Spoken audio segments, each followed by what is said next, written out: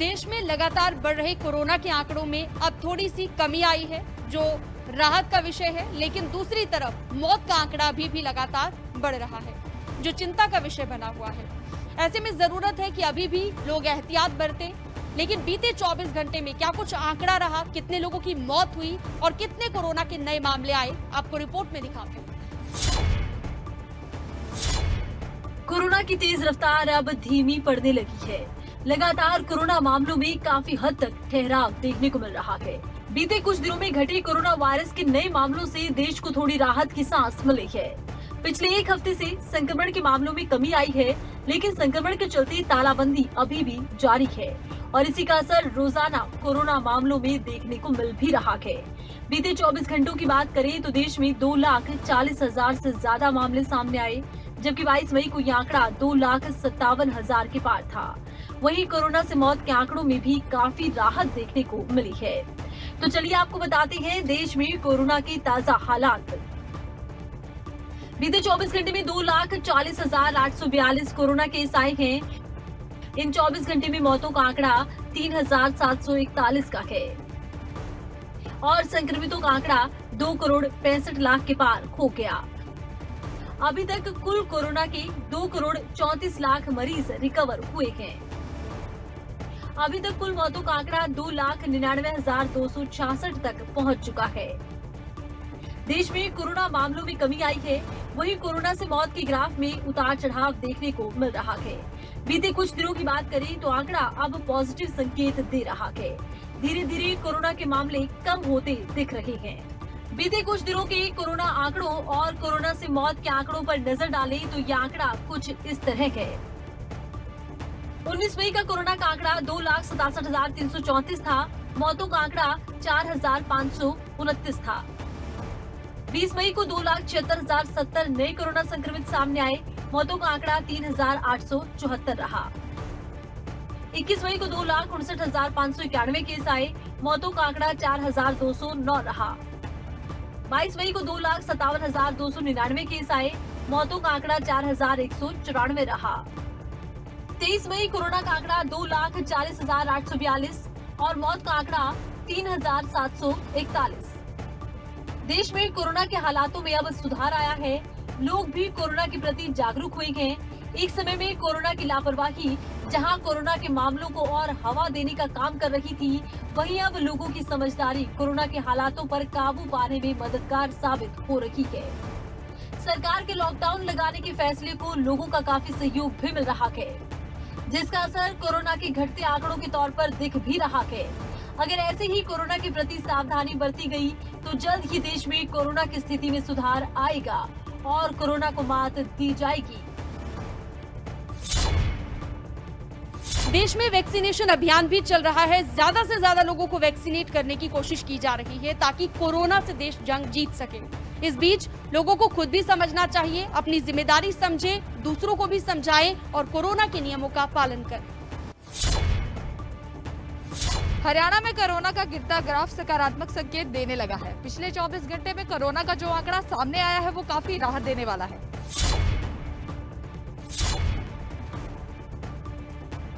हरियाणा में कोरोना की रफ्तार अब धीमी पड़ती नजर आ रही है और कारण है शासन, प्रशासन और लोगों की समझदारी। बीते दिनों कोरोना ने प्रदेश में कोहराम मचा रखा था।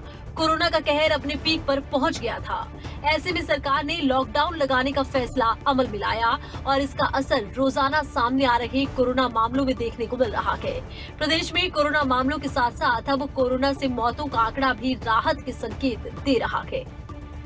जी हां, बीते 24 घंटों की बात करें तो प्रदेश में कोरोना के 5,021 नए मामले सामने आए। वहीं कोरोना से 98 लोगों की मौत हुई। तो चलिए आपको बता दें प्रदेश में कोरोना के ताजा हालात। 24 घंटे में 5,021 नए केस सामने आए। 98 लोगों की मौत हो गई। 11,327 मरीजों ने महामारी को मात दे दी। प्रदेश में रिकवरी रेट 92.45% तक पहुंच गया। अभी तक कुल मौतों का आंकड़ा 7,415 है। हरियाणा में कोरोना की तेज रफ्तार भले ही अब थमती नजर आ रही हो, लेकिन कुछ जिलों में अब भी कोरोना का कहर जारी है। जिलेवार आंकड़े भी आपको बता दें तो हिसार में 885 नए कोरोना केस सामने आए, गुरुग्राम में 516, झज्जर में 384, रोहतक में 296, सिरसा में 258, रेवाड़ी में 260, सोनीपत में 247, फरीदाबाद में 228, यमुनानगर में 205, करनाल में 199, फतेहाबाद 192, महेंद्रगढ़ में 191। ये तो वो जिले हैं जहां पर कोरोना लगातार भारी कहर बरपा रहा है। अब ऐसे जिलों की भी बात कर लें जहां कोरोना के मामलों में थोड़ी राहत देखने को मिल रही है। अंबाला से 176, पंचकुला से 155, जींद से 148, पलवल से 130, पानीपत से 119, कुरुक्षेत्र से 109, कैथल से 81, चरखी दादरी से 32 और नूह से 20 कोरोना केस आए हैं। हरियाणा में रोजाना सामने आ रहे मामलों से अब पॉजिटिव संकेत मिल रहे हैं। एक वक्त था जब कोरोना संक्रमितों का आंकड़ा हर दिन चिंताएं बढ़ा रहा था। अस्पतालों से लेकर शमशान घाटों तक लंबी लंबी लाइनें लगी हुई थी। रोजाना सामने आ रहे कोरोना के मामले दहशत पैदा कर रहे थे, लेकिन अब सामने आ रहे कोरोना मामलों से शासन प्रशासन और आम जनता ने राहत की सांसें ली है। मानो अब कोरोना का काउंटडाउन शुरू हो गया हो और ऐसे ही लोग समझदारी से काम करते रहे तो वो दिन भी दूर नहीं जब प्रदेश में कोरोना के गिने चुने मामले सामने आने लगेंगे और प्रदेश में लगी सारी बंदिशों से निजात मिल सकेगी।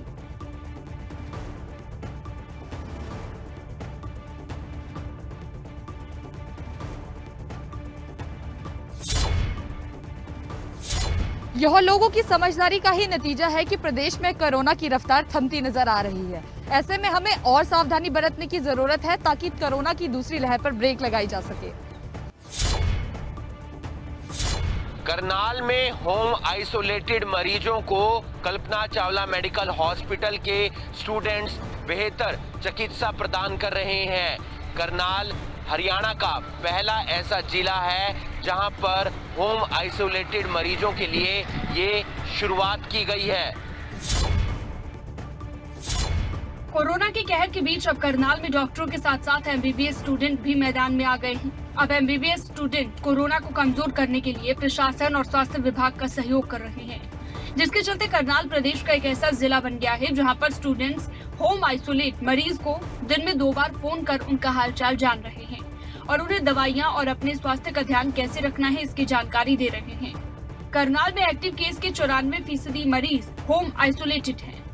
हमारा कॉलेज है और हमारी सरकार है, उन्होंने हमें मौका दिया है कि हमारे स्टेट के जितने भी पेशेंट्स हैं कोरोना के, उनका हम उनके घर पे ही ख्याल रख सकें और जो हमारे हॉस्पिटल में बेड्स हैं वो उन लोगों के लिए रिजर्व कर सकें जिनको उनकी ज़्यादा ज़रूरत है। जो हमारे घर पे पेशेंट्स होते हैं जिनको हम होम आइसोलेट करते हैं उनको ज़्यादा तकलीफ़ होती नहीं है, बट उनको लगता है वो मेंटली प्रिपेयर्ड नहीं होते हैं इस डिज़ीज़ के लिए, क्योंकि ये महामारी है। उनके दिमाग में चल रहा होता है कि हमें पता नहीं क्या हो जाएगा, तो उनकी हेल्प करने के लिए हम उनको कॉल करते हैं। ये स्टूडेंट्स 2 शिफ्ट में काम करते हैं, सुबह 10 बजे से लेकर 1 बजे तक और शाम को 4 बजे से लेकर 5 बजे तक। सबसे पहले तो मैं ये बोलना चाहूँगा कि एक इनिशियल स्टेजेस में हमको ये मौका दिया जा रहा है एमबीबीएस स्टूडेंट्स को कि हम जो है डायरेक्टली पेशेंट्स को ट्रीट कर पा रहे हैं उनके घर पर ही। इससे हमारी कम्युनिकेशन स्किल्स तो इम्प्रूव हो ही रही हैं, उसके साथ साथ जो पेशेंट है उनको तसल्ली मिलती है कि उनको बेफजूल के लिए हॉस्पिटल में डॉक्टर्स के पास नहीं जाना और हम उन पेशेंट्स को ज़्यादा टाइम दे पाते हैं एज़ कम्पेरिजन टू कि वो हॉस्पिटल में जाएंगे और इससे जो है वो वायरस स्प्रेड होने से भी बचाई जाता है ताकि वो जो वायरस है वो दूसरी जगह स्प्रेड ना हो। ठीक है। एमबीबीएस स्टूडेंट्स का कहना है कि वो हर दिन घर पर आइसोलेटेड 25 मरीजों के स्वास्थ्य जांच की रिपोर्ट ले रहे हैं। एक तो ये जिम्मेदारी मिली है हमें, मतलब एक बहुत ही अच्छा मौका मिला है लोगों की मदद करने का। अभी हम 10 दिन के लिए हम 25 पेशेंट्स का फॉलोअप कर रहे हैं, तो हमें इतना अच्छा लगता है उनकी मदद करके। वो अभी अगर हम कॉल ना करते तो वो अगर थोड़ी बहुत भी दिक्कत होती वो या तो हॉस्पिटल्स में जाते। अभी हम उनको आराम से हम बता देते हैं कि आपके माइल्ड सिम्टम्स हैं, आप इसमें क्या करना चाहिए। उनको जो भी बेसिक जो घर पे होम रेमेडी कर सकते हैं वो भी बताते हैं हम उनको, और उनका रेगुलर कितना बॉडी टेम्परेचर है, कितनी उनकी ऑक्सीजन आ रही है, हम वो भी रेगुलरली मॉनिटर करते हैं। करनाल में एमबीबीएस स्टूडेंट्स अपना काम बखूबी कर रहे हैं और प्रयास में जुटे हुए हैं कि कोरोना संक्रमित मरीज जल्द से जल्द ठीक हो। उम्मीद करते हैं कि एमबीबीएस स्टूडेंट के प्रयासों से ये मरीज जल्द से जल्द ठीक हो जाएंगे। सोनीपत के सिंगू बॉर्डर पर 2 किसानों की मौत के मामले में एक किसान की रिपोर्ट पॉजिटिव आई थी। जब कोरोना रिपोर्ट पॉजिटिव आई तो उसके बाद जो डॉक्टर हैं उन्होंने किसान का पोस्टमार्टम किया था कि डॉक्टरों का कहना है कि पुलिस के कहने पर यह पोस्टमार्टम किया गया है। सोनीपत के सिंघू बॉर्डर पर कृषि कानूनों के विरोध में डेरा जमाए हुए बैठे 2 किसानों की मौत हो गई, जिसके बाद दोनों किसानों का कोरोना का टेस्ट कराया गया, जिसके बाद बलबीर जो पटियाला का रहने वाला है उसकी कोरोना की रिपोर्ट पॉजिटिव आई। उसके बाद भी सोनीपत के डॉक्टरों ने किसान का पोस्टमार्टम कर दिया। अब इस मामले में डॉक्टरों का कहना है कि पुलिस के कहने पर किसान की मौत की वजह पता लगाने के लिए पोस्टमार्टम किया गया। तो पुलिस जब उसको लेके आई थी तो पुलिस ने एप्लीकेशन में आग्रह किया था कि इसका मृतक का पोस्टमार्टम भी किया जाए और कोरोना टेस्ट भी किया जाए। तो पोस्टमार्टम से पहले जब उनका कोरोना टेस्ट किया गया तो उसमें एंटीजन पॉजिटिव पाया गया। अब उसमें क्योंकि उन्होंने पोस्टमार्टम के लिए भी आग्रह किया था तो उसको कंफर्म करने के लिए जो कोविड प्रोटोकॉल के तहत सभी सावधानियां रखते हुए उनका पोस्टमार्टम किया गया था और उसमें उनका हिस्टोपैथ के लिए विसरा भेजा गया था, जिसमें लंग्स और हार्ट वगैरह भी अन्य ऑर्गन भी भेजे गए थे। मामले को लेकर सोनीपत के सीएमओ जीएस पुनिया का कहना है कि पुलिस ने उन्हें एप्लीकेशन दी थी और पुलिस ने कहा था कि मौत की असली वजह पता लगाने के लिए किसान का पोस्टमार्टम किया जाए, जिसके बाद किसान का पोस्टमार्टम किया गया है। नहीं, अगर पुलिस केस को पुलिस अगर लेकर के आती है तो पुलिस की रिपोर्ट के हिसाब से उसको पोस्टमार्टम करते हैं और रूटीन में जो ऐसे आता है कोई इंडोर है हमारे पास मरीज हैं और कोविड से हो जाता है तो उसका एज पर कोविड प्रोटोकॉल उसका फिर क्रीमेशन कराया जाता है। और इसमें तो केस ही ब्रॉडेड आया था तो इसमें एज पर डॉक्यूमेंटेशन उसमें पुलिस ने लिखा है कि जिसका कोविड टेस्ट भी कराया जाए उसको पोस्टमार्टम किया जाए। किसान की पोस्टमार्टम के बाद जहां किसान नेताओं ने डॉक्टरों पर आरोप लगाए हैं, वहीं जो किसान का पोस्टमार्टम पुलिस के कहने पर किया गया है यह डॉक्टरों का कहना है, क्योंकि जो डॉक्टर हैं पुलिस को जो एप्लीकेशन दी थी डॉक्टरों को ये दी थी कि किसान की मौत की असल वजह का पता लगाने के लिए पोस्टमार्टम करवाया गया है। जींद के सिविल अस्पताल में एक महिला ने डॉक्टर के साथ मारपीट की और फिर जो उसने किया वो एक सीख भी है और एक संदेश भी। जींद के सिविल अस्पताल में मां के टूटते सांसों को देखकर महिला आपा खूब बैठी, डॉक्टर के साथ मारपीट की और घटना में एक एक तस्वीर अस्पताल में लगी तीसरी आंख में कैद हो गई। महिला की इस दबंगई की चौतरफा निंदा हुई, लेकिन महिला ने 24 घंटे के भीतर अपनी गलती को सुधारने की कोशिश की। मरीजों की तो इलाज कैसे करेगा? हमारे भी घर बार हम तुम जैसों की हाईले में बैठने गए यहाँ पे। आपके सामने रिक्वेस्ट करती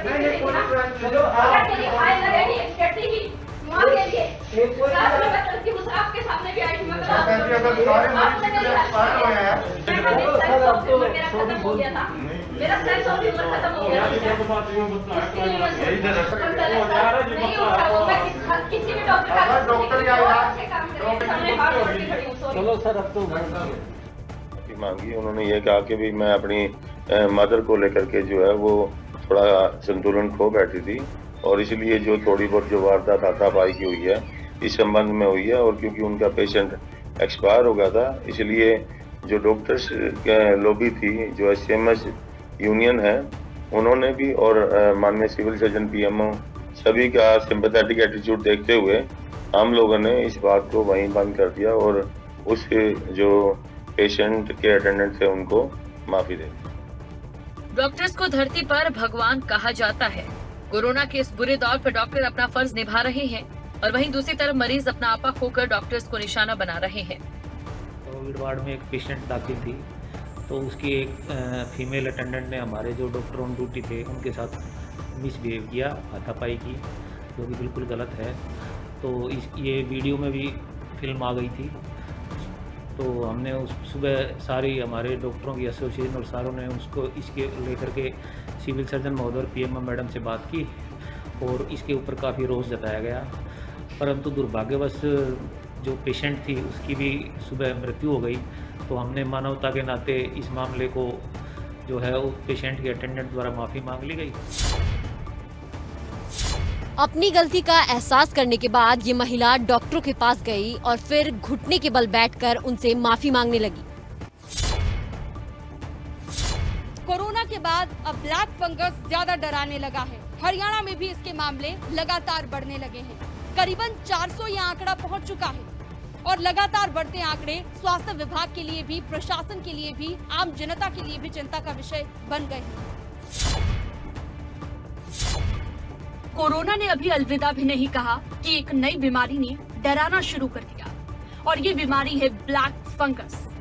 हरियाणा में लगातार बढ़ रहे ब्लैक फंगस के मामलों ने स्वास्थ्य विभाग की चिंताएं बढ़ा दी है। सबसे बड़ी चुनौती तो ये है कि ब्लैक फंगस के उपचार में इस्तेमाल होने वाली एम्फोटेरिसिन बी इंजेक्शन का स्टॉक भी सरकार के पास कम है। साथ ही बाजार में इंजेक्शन नहीं मिलने के चलते मरीजों की परेशानी बढ़ रही है।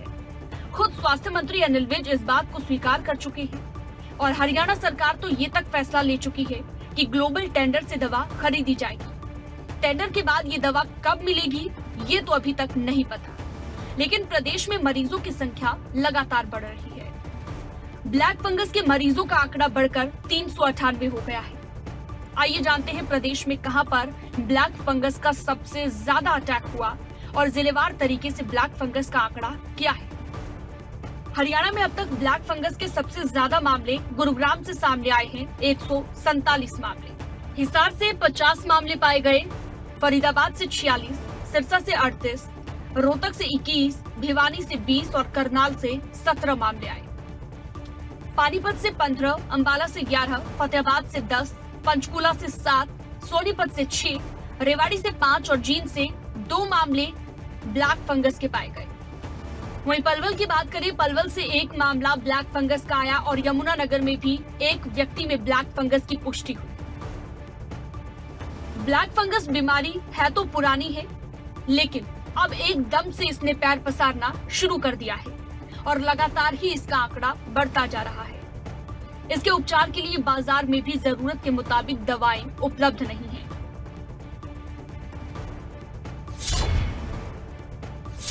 ब्लैक फंगस से निपटने के लिए स्वास्थ्य विभाग लगातार कोशिशों में जुटा है और लगातार तैयारियां की जा रही है ताकि ब्लैक फंगस का जो हरियाणा में अटैक हो रहा है उससे बचा जा सके।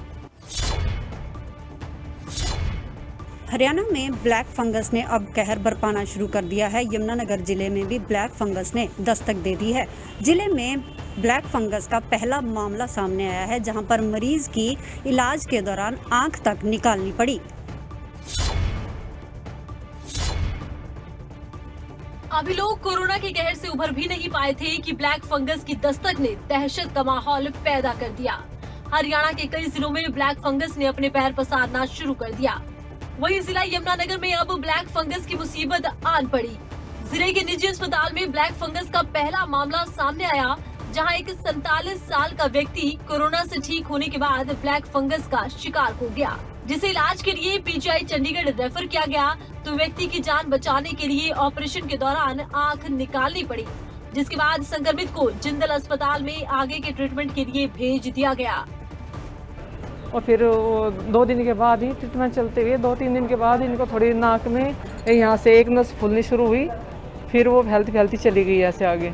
लेकिन जब तक किसी को पता नहीं था ब्लैक फंगस के बारे में, जब ये सब हुआ, अब तो सबको पता है, उस टाइम में किसी को पता नहीं था इसके बारे में। ये यहाँ से शुरू में नाक के यहाँ से एक नस फूलनी शुरू हुई थी, फिर ऐसे करके ऐसे फिर यहाँ पे थोड़ा टाइट हो गया, नसें सारी टाइट होगी, वो सारा ये आई एक हिस्सा वो, फिर वो आँख के ऊपर स्वेलिंग होगी, फिर इनकी धीरे धीरे करके रोशनी कम हुई, फिर वो पूरी खत्म होगी रोशनी।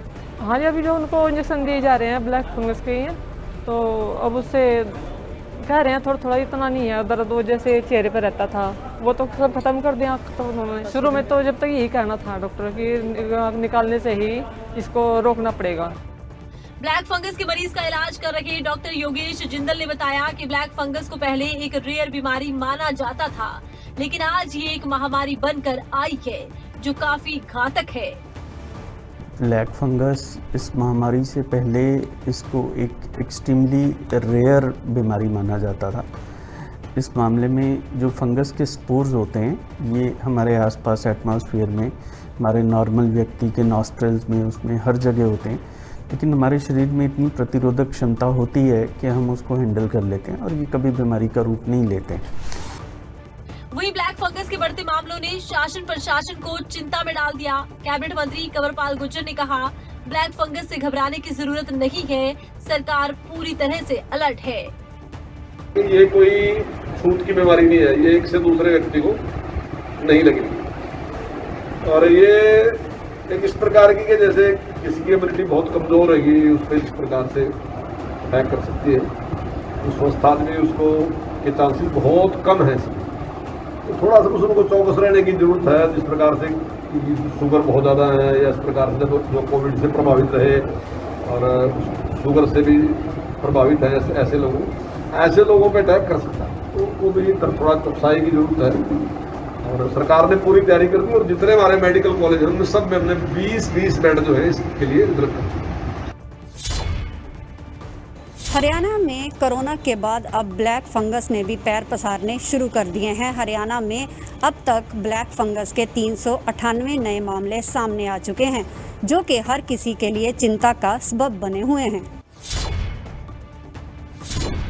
करनाल के रावर गांव में युवती के साथ छेड़छाड़ मामले में इंसाफ की गुहार लगा रहे युवती के परिजन को आरोपियों ने पीट कर मौत के घाट उतार दिया। परिजनों ने सड़क पर जमकर हंगामा किया और पुलिस के खिलाफ नारेबाजी की। तस्वीरों में दिखाई दे रहे ये लोग वो हैं जिनका कोई अपना छिन गया और उसका गुनाह सिर्फ इतना था कि उसने इंसाफ की गुहार लगाई। मामला करनाल के गांव रावर का है, जहां पर एक युवती के साथ कुछ युवकों ने छेड़छाड़ की और मामले में युवती के मामा ने थाने में आरोपियों के खिलाफ शिकायत दर्ज कराई, लेकिन आरोपी लगातार व्यक्ति पर शिकायत वापस लेने का दबाव बना रहे थे। शिकायत वापस नहीं लेने पर आरोपियों ने युवती के परिजन नरेंद्र और उसके भाई की लाठी डंडों से बेरहमी से पिटाई, जिसके बाद दोनों को गंभीर हालत में चंडीगढ़ पीजीआई भर्ती कराया गया, जहां पर युवती के मामा नरेंद्र ने दम तोड़ दिया। आई हुई थी घर पे, इन बदमाशों ने उसके साथ छेड़छाड़ की। इनके खिलाफ हमने कंप्लेंट की मधुबन थाना, लेकिन उस पर कोई कार्रवाई नहीं की गई। अगर पुलिस कार्रवाई करती तो आज मेरे भाई हमारे बीच में होता। पुलिस के निकम्मेपन की वजह से मेरे भाई की डेथ हुई है। कृष्ण कुंडू बलवीर मान पूरी तरह से बदमाशों के साथ मिला हुआ है। जब तक ये नौकरी से खारिज नहीं होंगे हम अपने भाई का संस्कार नहीं करेंगे। वहीं गुस्साए परिजनों ने सड़क को जाम कर दिया। पुलिस के खिलाफ जमकर नारेबाजी की गई। परिजनों का कहना है कि अगर समय रहते पुलिस कार्रवाई करती तो फिर उनके परिवार का सदस्य जिंदा होता। फिलहाल पुलिस ने मामले में 2 लोगों को गिरफ्तार कर लिया है। बाकी के आरोपियों को जल्द गिरफ्तार करने की बात कही गई। ये मामला दर्ज हो रखा है और इसमें हमने धारा 302 लगा दी है। पहले हमने इसमें धारा 307 लगाई थी। जब ये नरेंद्र जब हमारे बीच में था तो हमने धारा 307 लगाई थी इसमें। लेकिन आज ज्ञात हुआ है कि उसकी उन चोटों के कारण जो है उसकी मौत हो गई है। हमने इसमें धारा 302 लगा दी है और जो भी इसमें अपराधी पाए जाएंगे निकट भविष्य में 2-3-4 दिन में इनको अरेस्ट कर लिया। फिलहाल पुलिस इस मामले की जांच कर रही है। वहीं 2 आरोपियों को गिरफ्तार कर लिया गया है। देखना अब ये होगा कि पुलिस बाकी आरोपियों को कब तक गिरफ्तार कर पाती है। हरियाणा में क्राइम का ग्राफ तेजी से बढ़ रहा है। बढ़ते हुए क्राइम के ग्राफ ने हर किसी को चिंता में डाल दिया है। जहां रेवाड़ी में बीती रात एक युवक पर अंधाधुंध फायरिंग का मामला सामने आया है, वहीं सोनीपत में भी सरपंच पर ताबड़तोड़ फायरिंग की गई है। आपराधिक मामलों को देखते हुए शांत पड़ा रेवाड़ी का धारूहेड़ा कस्बा एक बार फिर गोलियों की आवाजों से थर्रा उठा, जब एक युवक पर कुछ बदमाशों ने ताबड़तोड़ फायरिंग कर दी।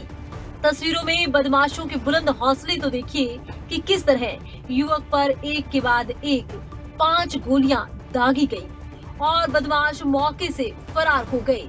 मामला सेक्टर 4 स्थित वाल्मीकि मोहल्ले का है, जहां एक युवक घर के बाहर दोस्तों के साथ बैठा हुआ था। तभी बाइक सवार कुछ बदमाश वहां आए और युवक की गोलियों से भूनकर हत्या कर डाली, जिसके बाद गंभीर हालत में युवक को अस्पताल ले जाया गया, जहां डॉक्टरों ने उसे मृत घोषित कर दिया। वहीं पूरी घटना सीसीटीवी में कैद हो गई। वहीं सोनीपत में भी उस वक्त सनसनी फैल गई जब गांव करेवड़ी के सरपंच नरेश पर अज्ञात बदमाशों ने अंधाधुंध फायरिंग कर उसे मौत के घाट उतार दिया। नरेश पर 10 से 12 गोलियां चलाई गई, जिनमें से 7 गोलियां नरेश को लगी, जिसके बाद नरेश ने मौके पर ही दम तोड़ दिया। वारदात की सूचना मिलने के बाद पुलिस के साथ साथ क्राइम ब्रांच की टीमें भी मौके पर पहुंची और मामले की जांच शुरू कर दी गई। गांव का सरपंच नरेश, जो अभी मौजूदा सरपंच है, जिसकी गोली मार के हत्या कर दी गई है। कितनी गोलियां मारी गई है? अभी उसकी डेड बॉडी तो मौके है, बट 7 गोलियों का पता चलेगी। 7 उसको लगी है, ब्रो डेड का उसका रुका आया है, जो रेलवे फाटक के ऊपर जिसकी मर्डर कर दिया गया है। पीछे के कारणों का पता चला हो? अभी शुरुआती जांच अभी तक तो जांच चल रही है, टीमें हमने लगा रखी हैं, अभी तक ऐसी कोई बात सामने नहीं आई है। फिलहाल दोनों ही मामलों में पुलिस जांच कर रही है। अब देखना यह होगा कि पुलिस कब तक आरोपियों की धरपकड़ और गिरफ्तारी कर पाती है। अगर आपको हमारा ये वीडियो पसंद आया हो तो पेज को लाइक और शेयर करें और इसी तरह की हर वीडियो सबसे पहले पाने के लिए चैनल को सब्सक्राइब करें।